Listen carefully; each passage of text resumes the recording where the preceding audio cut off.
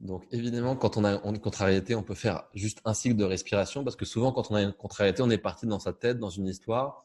Et donc, du coup, on n'est plus du tout présent et on a dans le corps surtout tout un tas de sensations et d'émotions qu'on nourrit sans s'en rendre compte. Donc, l'idée, c'est juste, mais même pas besoin de faire un cycle de respiration, juste déjà de faire quelques respirations présentes où, pareil, on se concentre vraiment de manière intense sur la respiration et on décide de lâcher notre histoire et notre contrariété et qu'on fait ça déjà juste quelques secondes. Eh bien, on crée une distance entre nous et cette contrariété. On donne une chance à l'énergie de la contrariété de se transformer et on donne une chance à l'histoire de la contrariété de pas trop s'attacher à nous.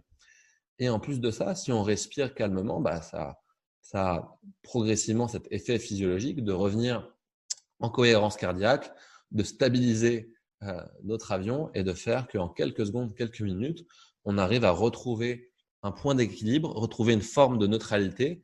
Et après, juste après ça, on peut repasser à l'action en étant beaucoup plus neutre, beaucoup plus à même de prendre les bonnes décisions et d'avoir une énergie et une manière de communiquer beaucoup plus fluide.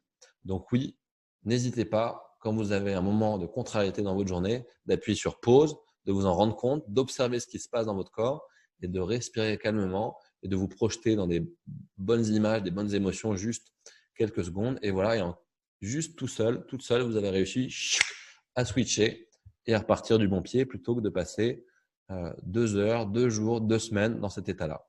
Donc voilà, super.